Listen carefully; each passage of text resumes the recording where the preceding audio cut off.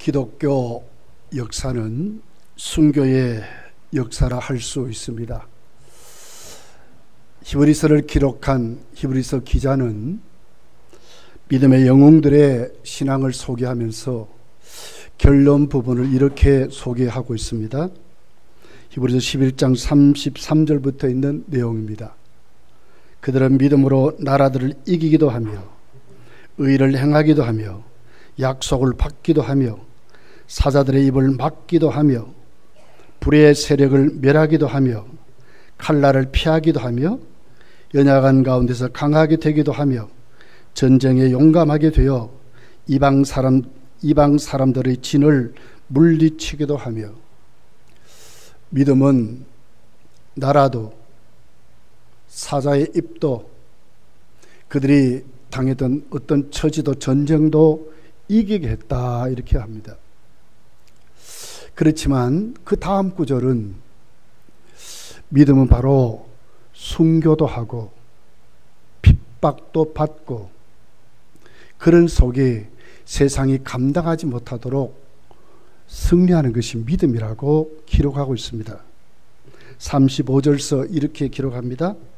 여자들은 자기의 죽은 자들을 부활로 받아들이기도 하며 또 어떤 이들은 더 좋은 부활을 얻고자 하며 심한 고문을 받되 구차히 풀려나기를 원하지 아니하며 또 어떤 이들은 조롱과 채찍뿐 아니라 결박과 옥에 갇히는 시련도 받았으며 돌로 치는 것과 톱으로 켜는 것과 시험과 칼로 죽임을 당하고 양과 염소의 가죽을 입고 유리하며 하여 궁핍과 환난과 학대를 받았으니 이런 사람은 세상이 감당하지 못하느니라.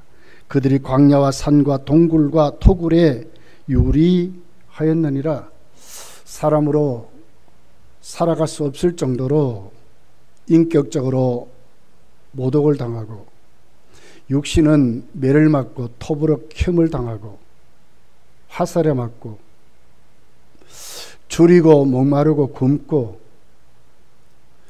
옥에도 갇히고 표현할 수 없는 삶을 살았다고 기록합니다. 그런데 이것을 믿음이라고 지금 말하는 겁니다. 세상이 감당하지 못했다고 말하는 것입니다. 육신적으로 좋은 것도 있지만 도저히 받을 수 없을 정도로 힘들고 어려움도 있었다고 말을 하고 있습니다. 이것의 클라이막스는 순교일 것입니다. 여러분, 구약에 많은 선지자들이 순교했습니다. 구약과 신약을 잇는 세례 요한도 순교했습니다. 하나님의 아들 예수께서 이 땅에 자기 백성을 저희 죄에서 구원하시려고 십자가에서 순교하셨습니다. 예수님 부르신 12제자들도 순교했습니다. 사도 요한을 제외하고 11제자가 순교했고 사도 요한도 순교 다름없는 삶을 살았습니다. 베드로는 로마에서 십자가에 거꾸로 매달려 순교했습니다. 베드로의 동생 안드레는 그리스 아가야 페트레스에서 이교도에 의해서 십자가형인데 X자형에 달려서 순교했습니다. 야고보는 우리 사도행전 12장에 오늘 오후 예배도 말씀드리겠지만 예루살렘에서 헤로당의 핍박을 받고 세례요한 같이 목뱀을 당하서 순교했습니다. 그의 동생 요한도 밤모섬에 추방됐다가 그진 100세까지 살았죠. 에베소에서 그도 여생을 마쳤지만 순교 다름없는 그런 어려움 속에서 삶을 살다가 천국 갔습니다. 빌립은 소아시아 히에라폴리스 파무칼레라는 곳에서 십자가의 기둥에 매달려 돌에 맞아 순교했습니다. 바돌로메 잘 알지요? 아르메니아에서 우상 숭배자들로 인해서 몸의 모든 가죽이 벗겨지는, 산채로 가죽이 벗겨지는 그런 형을 당하고 순교했습니다. 도마는 마테 레위는 이디오피아에 가서 그들이 만들어 놓은 마늘창이라는 게 있어요. 도끼하고 또 갈고리와 이렇게 잘 묶어가지고 마늘같이 만들어가지고 사람을 죽이는 무기에 찔려서 순교했습니다. 도마는 인도에서 이교도에 창을 맞고 몸이 관통하면서도 기도하고 순교했다 합니다.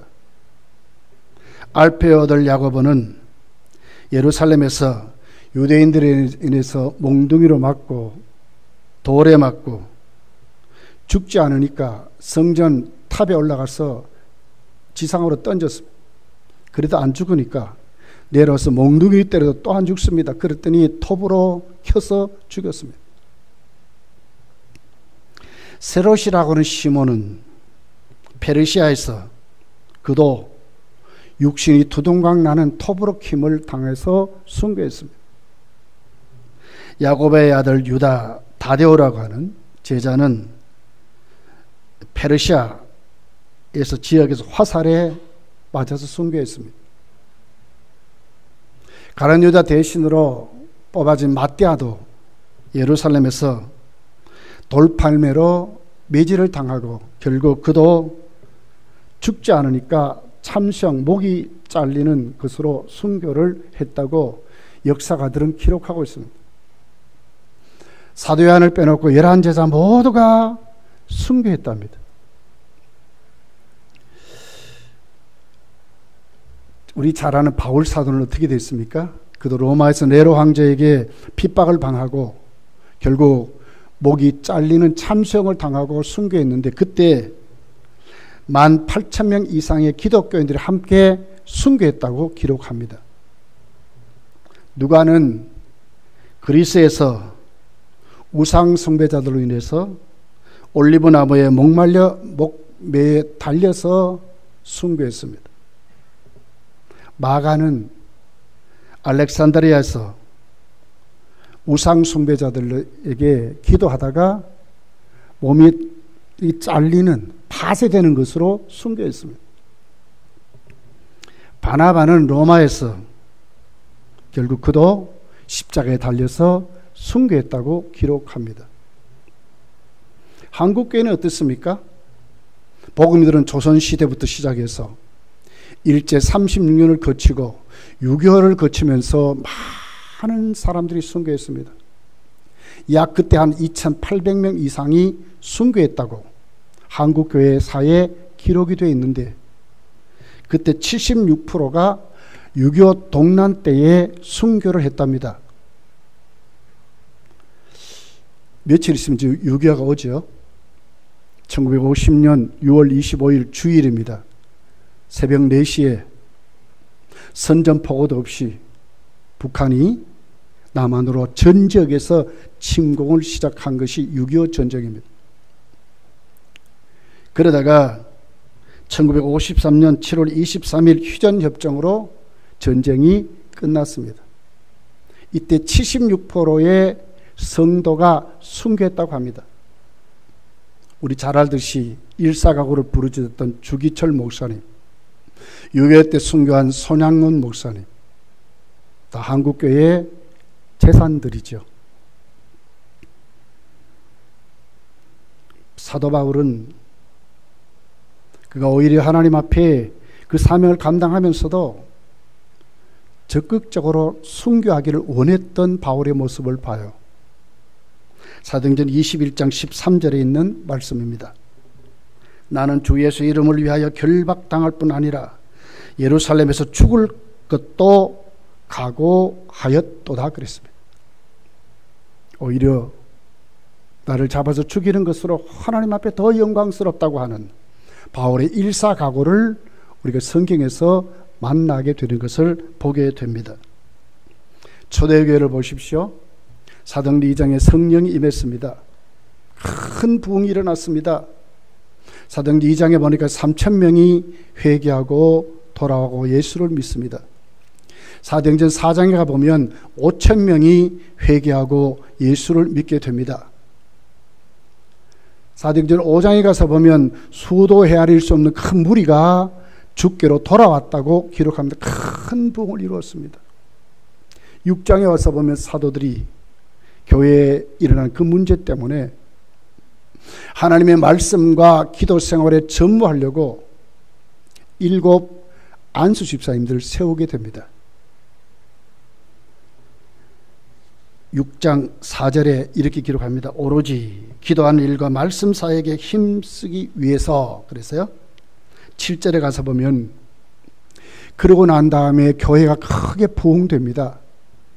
하나님의 말씀이 점점 왕성하여 예루살렘에 있는 제자의 수가 더 심히 많아지고 허다한 제사장의 무리도 이도에 복종하니라 그랬습니다. 허다한 제사장의 무리도 회개하고 돌아올 정도로 교회가 안정되고 크게 부흥됐습니다.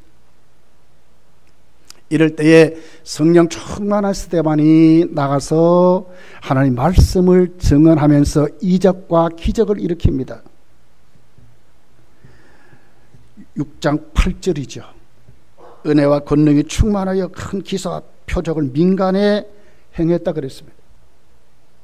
결국 이 일로 유대인들과 논쟁이 벌어집니다. 그리고는 돈으로 그들이 매수해서 거짓 증인을 세웁니다. 스데반이 하나님을 모독했다고 여러 가지로 꾸며서 결국 공회 앞에 세우게 됩니다. 쉽게 말하면 재판 받도록 하면서 거짓 증인 세워가지고 스데반을 그 공회원들 앞에서 그를 죽이려고 하는 유대인들의 음모를 보게 됩니다.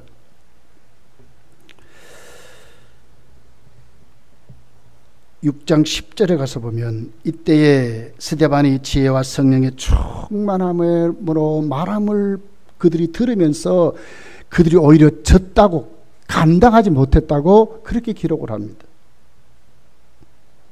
7장에 와서 보면 스데반이 공회 앞에 서서 설교하죠.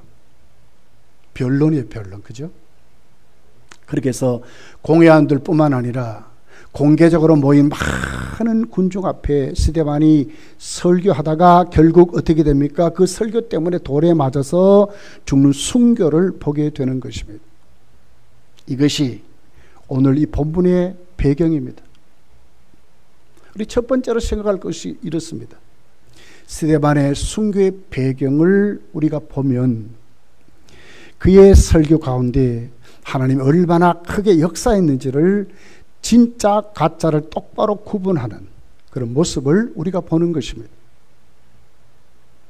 그러면서 스데반의 설교는 아주 직선적이었습니다. 적당히 사람의 비율을 맞추고, 지금 자기가 고소를 당해가지고 재판을 받으려고 공회 앞에 섰는데, 그러면 자신의 입장에서 변호하고 공회원들의 마음에 들도록 이렇게 좀 말을 바꾸고 그들과 좀 타협하고 이러면 좋겠는데, 얼마나 스데반의 설교는 아주 그들의 아주 심령을 콕콕 찌르는 직선적인 설교였습니다. 이것이 오늘 51절부터 나와 있는 내용입니다. 목이 걷고 마음과 귀에 할례를 받지 않은 모든 사람들아, 너희도 너희 조상과 같이 항상 성령을 거스리는도다. 너희 조상들이 선지자들 중에 누구를 박해하지 아니하였느냐? 의인이 오시리라고 예고한 자들을 그들을 죽였고, 이제 너희는 그 의인을 잡아 준 자요 살인한 자가 되나니 너희는 천사가 전한 율법을 받고도 지키지 아니하였도다 하니라. 유대인들이 정말 지옥적인 말을 듣는 것입니다. 할례를 받지 않은 자들이라고 합니다. 그들은 육신의 할례를 안 받았습니까? 받았는데 스데반은 그들을 향해서 진짜 너희들이 하나님이 원하는 할례를 받지 아니했다고 말합니다. 그들은 할례를 생명같이 여기는 사람들입니다. 그것 때문에 자신들은 하나님 백성이라고 담대히 말하는 사람입니다. 우리는 이방인과 다른 사람들이라고 말합니다. 하나님 택한 백성들의 징표라고 말하는데, 오늘 스데반은 그들을 향해서 뭐라 합니까? 할례를 안 받았대요. 얼마나 모독적인 말입니까? 그러면서 오늘 스데반은 성령을 거스린 자라고 말합니다. 성령의 은혜가 아니면 어찌 하나님의 백성이 되겠습니까? 하나님 뜻을 거역한 자들이라고 그들을 지금 정죄하는 것입니다. 그리고 너희 조상들과 똑같은 짓을 했다고 말합니다. 너희들의 조상들은 선지자들을 죽였답니다. 너희는 그 선지자들이 말하는 의인인 예수님을 죽였다고 그들의 아주 심령을 꽉 찌르는 그런 설교를 하는 것입니다. 저도 이런 치는 설교가 어디 있겠어요? 책망 정도입니까? 너희들이 하나님 뜻을 거역하고 하나님이 보내신 메시아를 죽였다고, 할례를 받지 아니했다고, 성령을 거역했다고 아주 무섭게 그들이 죄를 지적하는 설교였습니다. 이 설교를 듣고 그들의 반응이 어땠습니까? 54절에 이렇게 기록합니다. 그들이 이 말을 듣고 마음에 찔려 그를 향하여 이를 갈건을 걸었어요. 이 찔림을 받았다 하는 말입니다. 헬라 원문을 보면 디아프리오라고 하는 단어입니다. 아주 즉시 딱 맞게 아주 그들의 마음을 꽉 창으로 찔렀다 그 말입니다. 전혀 빗나가지 않고. 그러면서 그 원문의 뜻이 이렇습니다. 성나게 했다 그 말입니다. 그들의 마음을 갈기갈기 찢었다 그 말입니다. 톱으로 아주 잘라버렸다 그 말입니다. 그러니 그들은 이를 갈았답니다. 극도로 분노한 그들의 모습을 보게 되는 것입니다. 이것 때문에 결국 스데반은 돌에 맞아서 죽어 순교자가 되게 됩니다. 여러분, 사도행전 2장에 가면 베드로의 설교가 있습니다. 베드로의 설교는 오히려 스데반의 설교보다도 더 강렬한, 정말 직선적이고 도저히 그들이 일어날 수 없을 정도로 그들을 찌르는 설교였습니다. 정말 치는 설교입니다. 사도행전 2장 22절부터 나와 있는 내용입니다. 이스라엘 사람들아, 이 말을 들으라. 너희도 아는 바와 같이 하나님께서 나사렛 예수로 큰 권능과 기사와 표적을 너희 가운데서 베푸사 너희 앞에서 그를 증언하셨느니라. 그가 하나님께서 정하신 뜻과 미리 아신 대로 내준 바 되었거늘 너희가 법 없는 자들의 손을 빌려 못 박아 죽였으나 하나님께서 그를 사망의 고통에서 풀어 살리셨으니 이는 그가 사망에 매여 있을 수 없음이라. 그런즉 이스라엘 온 집은 확실히 알지니 너희가 십자가에 못 박은 이 예수를 하나님이 주와 그리스도가 되게 하셨느니라 하리라. 그랬어요. 하나님께서 나사렛 예수를 보냈는데 너희들이 십자가 못 박아 죽였다는 거예요. 직선적인 말입니다. 그들은 예수님이 메시아가 아니기 때문에 예수님 죽였는데 지금 베드로는 뭐라 설교? 하나님이 보내신 메시아라고 지금 말합니다.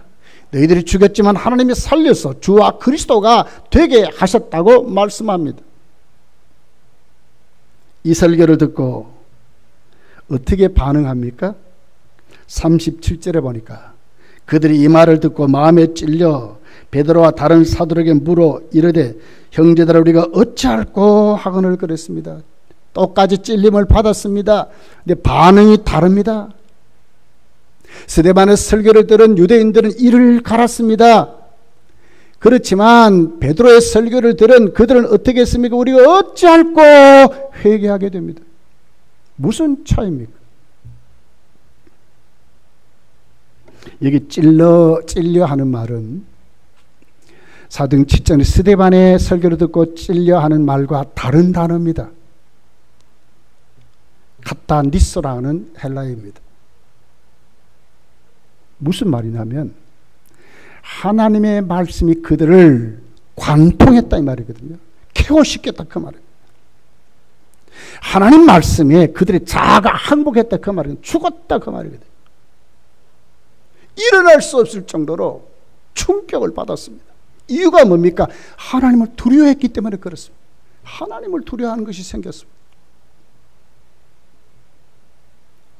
스데반의 설교와 여러분 사도의 설교를 비교해 보면 스데반은 병신도였기 때문에 베드로보다 설교 못해서 그렇습니까? 능력이 적어서 그렇습니까? 아닙니다. 차이점이 뭡니까? 궁극적인 원인은 하나님의 선택이 있을 것입니다. 그러나 보여지는 결과는 그들이 말씀을 받는 태도의 문제였습니다. 베드로의 설교에는 그들이 쾌거를 당한 겁니다. 말씀에 항복한 것입니다. 하나님을 두려워했기 때문에 자기 자신들을 하나님께 세웠습니다. 그런데 스데반의 설교를 그들은 어떻게 들었습니까? 자신들을 화나게 한다고 들었습니다. 자신들을 치는 설교라고 들었습니다. 콕콕 우리 마음을 찌른다 그랬습니다. 헤어날 수 없다고 그렇게 말을 합니다. 분노하는 설교로 들은 것입니다.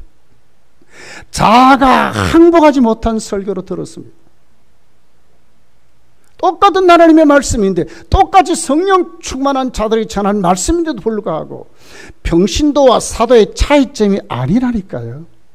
하나님의 말씀을 듣는 태도의 문제였다고 헬라어는 다른 단어를 쓰면서 그들의 평가를 지금 하고 있는 것입니다. 여러분, 하나님의 말씀의 기능은 심판의 기능이 있습니다. 디모데후서 3장 16절을 읽어보십시오. 모든 성경은 교훈하고 책망하고 바르게 하고 의에 교육하기에 유익하니 믿는 자들에게 구원을 받는 데 충분하다고 기록합니다. 교훈과 책망과 바르게 함이 있습니다. 하나님 말씀을 들으러 우리가 듣게 되면 어떻게 됩니까? 하나님께 항복해야 되는 것입니다. 그리고 내 심령을 거기다 내려놓고 하나님 말씀에 꿰뚫림을 받아야 하는 것입니다. 어찌할꼬 하는 그 사람들로 세워질 때에 오늘 하나님의 역사가 그들을 사로잡는다고 말씀을 지금 하고 있는 것입니다. 자, 오늘 본문 55절, 56절을 한번 보십시오. 스데반이 성령에 충만하여 하늘을 우러러 주목하여 하나님의 영광과 및 예수께서 하나님 우편에 서신 것을 보고 말하되 보라 하늘이 열리고 인자가 하나님 우편에 서신 것을 보노라 한데, 이게 무슨 말입니까? 스데반의 설교가 잘못됐다면 그 설교를 하나님이 받았겠습니까? 하늘 문을 열었겠습니까? 아니거든요. 스데반이 설교한 다음에 이를 가는 그들 앞에 하나님은 하늘 문을 열어주신 거예요. 무슨 차이입니까? 하나님 말씀에 대한 태도의 차이였다고 말하는 것입니다.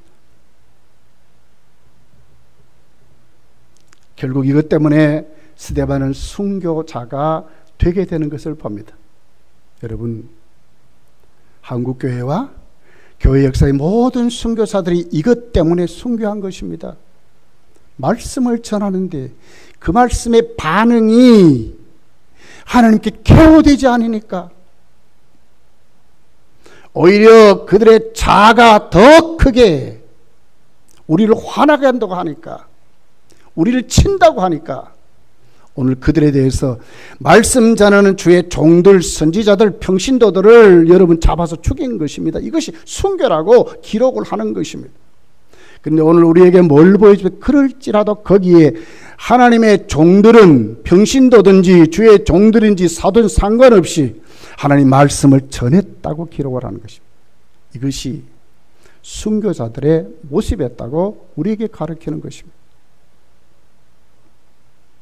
여러분, 복음은 뭡니까? 하나님의 능력이래요. 로마서 1장 16절을 보면 믿는 자들에게 구원을 주신 하나님의 능력이라고 말씀합니다. 하나님의 능력입니다. 하나님의 능력을 받으면서도 케어 안 되면 뭡니까? 그 사람이 지금 그 심령이 항복하지 않으면 그 사람이 도대체 누굽니까? 여러분, 이를 갈면서 돌로 쳐 죽이는 그들은 도대체 누굽니까?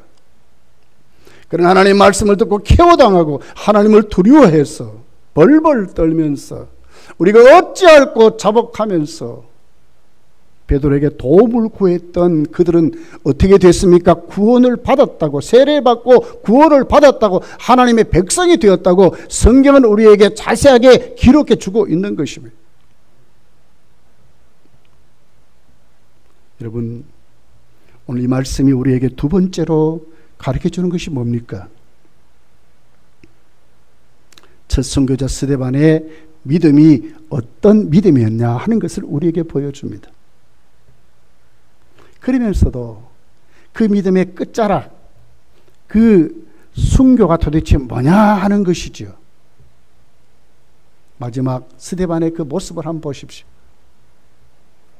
완전히 성화된 그 성령 충만한 그가 돌에 맞아 죽어가면서도 성화된 그 모습, 하늘을 우러러보고, 그리고는 하나님께 기도했던 그 아름다운 자신의 영혼이 천국 간다는 것을 확실히 믿었던 그 믿음, 그러면서도 이웃에 대한 용서를 구할 수 있었던 그 믿음이 순교자의 믿음이었고, 서가된 믿음이었고, 스데반의 믿음이었다고 이렇게 오늘 우리에게 가르쳐 주는 것입니다.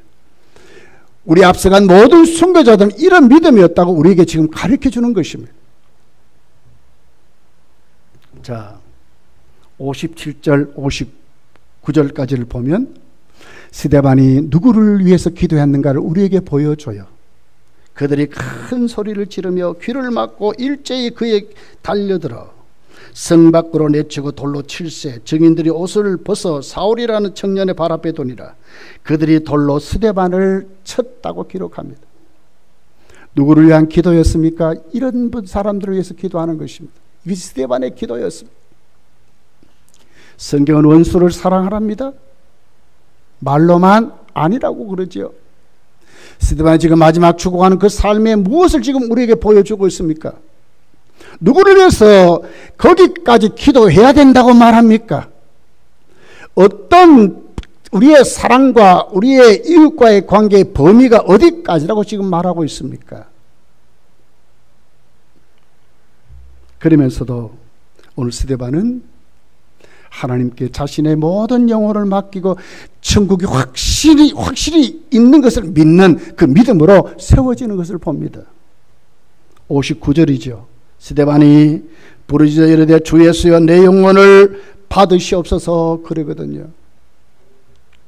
누가 그랬습니까? 스데반이 이런 기도했대요.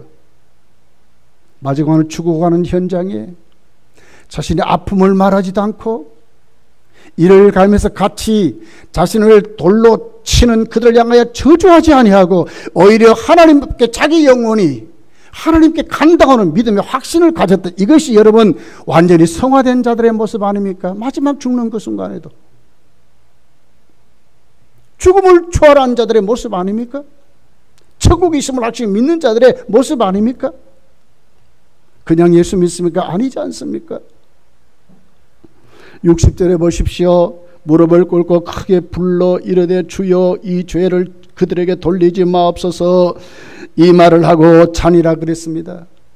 누구의 기도 같습니까? 주님의 기도입니다. 여러분, 주님이 십자가 상에서 맨 첫 번째 하신 말씀이 뭡니까? 아버지여 저들이 알지 못해 저럽니다. 저들의 죄를 사해달라고 하는 용서의 기도였습니다. 그리고 주님의 맨 마지막 치른 마지막 말씀이 뭐였습니까? 누가복음 23장 46절에 보면 큰 소리로 불러 이르되 아버지여 내 영혼을 아버지 손에 부탁하나이다. 이것이 주님의 마지막 십자가 위에서 7번째 말씀입니다. 주님도 천국 가야 된다고 말하는 것입니다.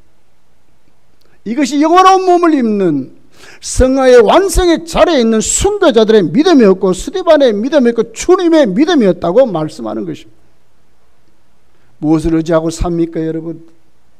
무엇에게 위로를 받고 무엇에 도움을 받고 무엇을 의지하고 여러분 삽니까? 천국이 있음을 확실히 믿으시기를 바랍니다. 이웃마저도 내가 용서하고 사랑할 대상인 것을 우리가 믿고, 우리도 우리의 기도의 그 범위가 스데반 같은 그 기도의 범위로 오늘도 세워져서 이 시대에 이겨가는 성도의 삶을 살으라고 지금 우리에게 말씀해 주고 있는 것을 보게 됩니다. 여러분, 그러면서 오늘 세 번째 우리가 스데반의 순교에서 스데반은 우리에게 남긴 것이 도대체 뭡니까? 남긴 것이 뭡니까? 주만 보면 순교할 수밖에 없는 같은 현장에서도 이길 수 있다고 우리에게 가르쳤습니다. 그리고 성도의 클라이막스, 최고의 상급이 뭐냐? 주를 위해서 순교한 자들이라고 우리에게 가르치는 것입니다. 떵떵거리고 배를 채우면서 이렇게 사는 삶이 아니고요, 주를 위해서 핍박도 받고 주를 위해서 모함도 듣고 주를 위해서 배고픔과 굶주림도 있지만 주를 위해서 죽는 자리까지 가서 천국 가면 하나님 앞 최고의 상 받는다고 지금 우리에게 가르쳐 주는 것입니다.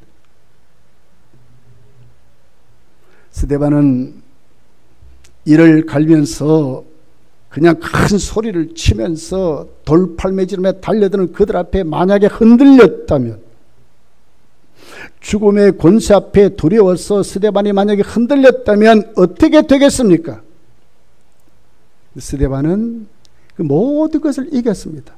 어떻게 이겼습니까? 하늘을 봤기 때문에 그렇습니다. 영안이 열려서 하늘 보좌를 봤습니다.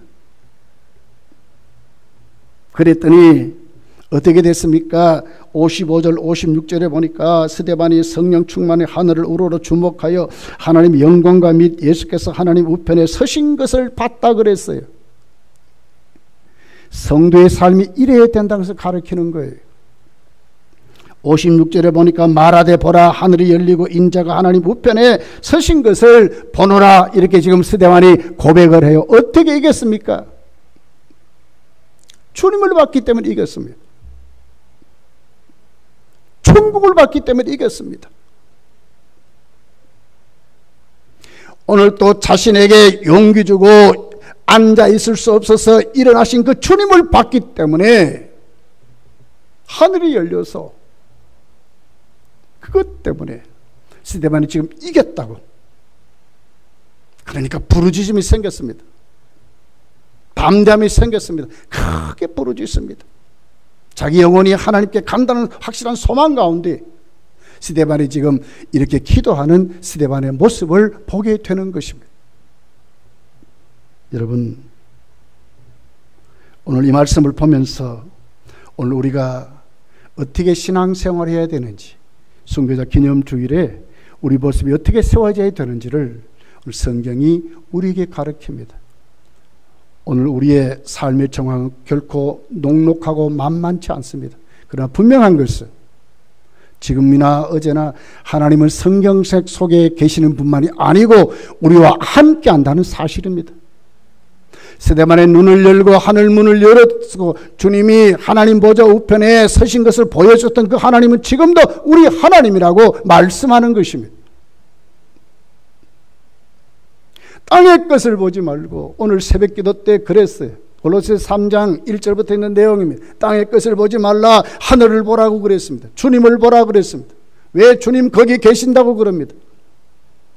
우리의 믿음이 오늘 또 세상 것으로 아웅당하는 믿음이 아니라 오늘도 하나님 앞에 우리의 모든 삶을 내려놓고 믿음으로 오늘 또 우리가 세워지면 이긴다고 하는 것입니다. 자, 보십시오. 58절이죠. 성 밖으로 내치고 돌로 칠세, 증인들이 옷을 벗어 사울이라는 청년의 발 앞에 뒀대요. 스데반이 죽을 때의 모습입니다. 돌로 쳤습니다. 주동자가 누굽니까? 사울이라는 청년이었어요. 우리가 말하는 바울 사도죠. 그 바울 사도가 여러분 누가를 통해서 이 사도행전을 기록하면서 그때 스데반의 모습을 어떻게 기록합니까? 사도행전 6장 15절에 보니까 이렇게 기록합니다. 공회 중에 앉은 사람들이 다 스데반을 주목하여 보니 그 얼굴이 천사의 얼굴과 같으라고 그랬습니다. 이를 갈면서 분노가 극해서 돌 가지고 돌로 쳐 죽이는 거기에 주동자가 사울이란 청년 바울이었습니다. 그가 회개한 다음에 그때 스데반이 그 폭도들 앞에 죽음의 권세를 어떻게 이겼는가 하는 것에 눈이 열린 것입니다. 사울이란 청년이 회개하기 전에 어떤 모습입니까? 자, 사도행전 8장 1절에 이렇게 기록합니다. 사울은 그가 죽임당함을 마땅히 여기더라. 그날에 예루살렘에 있는 교회에 큰 박해가 있어 사도 외에는 다 유대와 사마리아 모든 땅으로 흩어졌다. 교회가 깨트려진 것입니다. 스데반이 박해받고 죽은 것이 당연하다고 사울이라는 청년이 여겼다고 말합니다. 9장 1절에 가서 보면 그때 사울의 모습을 이렇게 기록합니다. 사울이 주의 제자들에 대하여 여전히 위협과 살기가 등등하여 제사장에게 갔다고 그랬습니다. 살인자의 모습 아닙니까, 여러분? 이런 귀가 깨트려진 것입니다. 이런 자가 무너진 것입니다. 이런 자가 스데반이 그때 천사의 얼굴과 같았답니다. 스데반이 하늘 문이 열려서 하나님의 보좌를 봤다고 지금 사울이란 청년이 회개하고 난 다음에 증언하는 것입니다. 조금도 두려움 없이 스데반이 자신의 영혼을 그 천국을 바라보면서 하나님께 맡기고, 그리고는 원수인 돌로 치는 그들을 향해서 기도해 주었다고, 용서의 기도를 해 주었다고 누가 지금 증언합니까? 사울이 지금 증언하는 것입니다. 이것이 여러분 순교자의 열매고 하나님 은혜라고 말씀을 하고 있는 것입니다. 오늘 우리가 이 말씀을 대하면서 결코 우리 신앙이 포기하면 안 됩니다. 우리 오늘 또 이 말씀을 대하면서 우리가 하나님 앞에 순교자의 삶, 이 신앙 가지고 똑바로 믿음으로 살면 반드시 결과가 있다고 하는 것입니다. 열매가 나타난다고 합니다. 왜? 하나님 오늘도 우리에게 은혜로 다스리기 때문에 그렇습니다. 여전히 살인자의 모습을 가졌던 그 사울을 하나님이 가만히 두지 않고 그를 변화시킨 것이 뭡니까? 교회의 힘입니까? 사울이 가다 보니까 양심의 가책을 느껴가지고, 야, 이래서는 안 되는구나. 야, 진짜 예수님이 메시아구나. 야, 내가 지금 잘못했다. 깨달아져서 이렇게 됐습니까? 아니지 않습니까? 다 하나님의 은혜인 것을 보게 되는 것입니다. 나중에 사도 바울이 자신이 자신도 죄수의 몸으로 로마로 붙들려 가게 됩니다. 그러면서 그는 설교할 기회에 사도행전 22장에 보면 똑같이 설교를 합니다. 주님, 내가 주를 믿는 사람들을 가두고 또 각 회당에서 때리고 또 주의 증인 스데반이 피를 흘릴 때에 내가 곁에 서서 찬성하고 그 죽이는 사람들의 옷을 지킨 줄 그들도 아나이다. 나더러 또 이르되 떠나가라, 내가 너를 멀리 이방인에게도 보내리라 하셨느니라. 이게 무슨 얘기입니까? 은혜 받으니까 눈이 열린 것입니다. 하나님 은혜인 것을 알게 됩니다. 그리고 그는 그의 입술로 지금 고백하는 겁니다. 내가 지금 그때 그랬구나. 내가 그리고는 나도 똑같은 짓을 했구나. 그런데 하나님이 나를 하여금 그런 나를 이방인의 사도로 보냈다고 고백하는 것입니다. 여러분, 순교자들의 삶이 이랬습니다. 그럼 그들은 그 순교를 하면서도 그들의 믿음이 스데반의 믿음 같았다고 기록합니다. 우리가 가야 될 자리, 거룩해서 영화로운 몸으로 세워지는 그 자리가 바로 이런 믿음을 가진 자들의 모습이라고 우리에게 가르치는 것입니다. 천국에 확실히 믿고 위를 보고 사는 사람들, 세상 권세에 여러분 타협지 않고 두려워하지 않고 오늘도 거기에 똑바로 서서 이웃을 용서하도록 기도하는 그 사람들, 이웃의 구원을 위해서 기도하는 그 사람들, 사나 죽으나 주에게 모든 삶을 내려놓을 줄 아는 그 사람들의 믿음이 오늘 순교자들의 믿음이었고 스데반의 믿음이었고 모든 사망 권세를 이긴 자들의 믿음이었다고 우리에게 지금 말씀하는 것입니다. 이제 한 주간 우리가 순교자 기념 주간으로 우리가 또 교회 절기를 우리가 지키게 됩니다. 어떻게 살아야 되겠습니까? 스데반 같이 살아야 될 줄 믿습니다. 천국의 소망을 가지고 이웃을 어디까지 그들의 구원을 위해서 끝까지 기도하고 용서하는 믿음으로, 그러고는 담대히 정말 하나님 바라보고 세상 권세와 타협하지 않고 오늘도 예수 그리스도의 증인으로 똑바로 세워지는 사도 바울같이 변화되어서 참 성도를 보여주고 살아가는 우리가 모두가 되어야 될 줄 믿습니다. 여러분과 여러분의 가정에 여러분 스데반 같은 믿음이 충만해지시기를 예수님 축복합니다. 우리 기도하겠습니다. 말씀